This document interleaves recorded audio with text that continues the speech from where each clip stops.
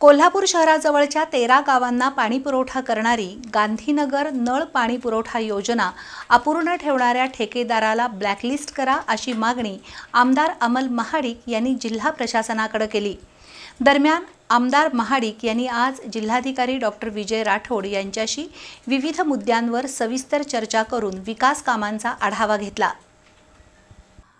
प्रधानमंत्री जलजीवन योजनेचा एक भाग म्हणून महाराष्ट्र जीवन प्राधिकरणाच्या वतीनं गांधीनगर नळ पाणी पुरवठा योजना राबवण्यात येत आहे।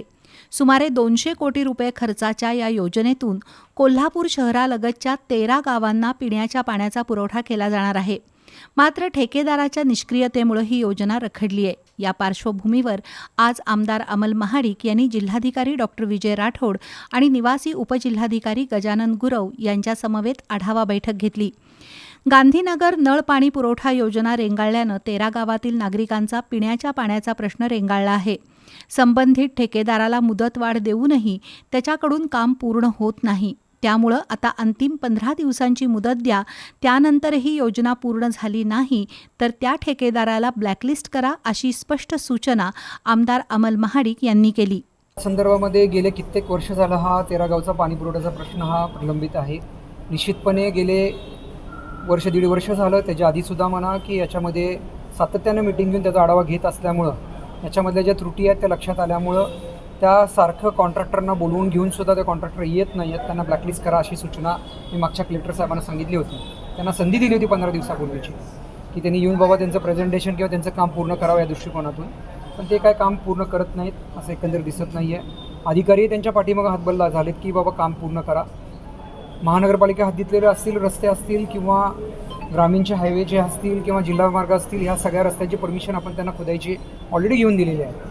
त्याच्यामध्ये त्यांची निराशा दिसती आहे।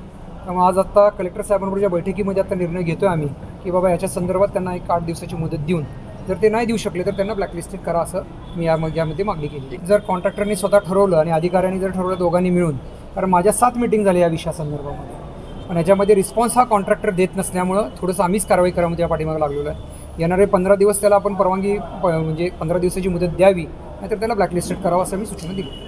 कोल्हापूर शहरातील कचरा आणि वाहतूक समस्या, आंतरराष्ट्रीय क्रीडांगण, विमानतळ परिसरात असणारी बेकायदेशीर बांधकामं, प्रॉपर्टी कार्ड अशा विविध प्रश्नांवरही आमदार महाडिक यांनी जिल्हाधिकारी राठोड यांच्याशी चर्चा केली।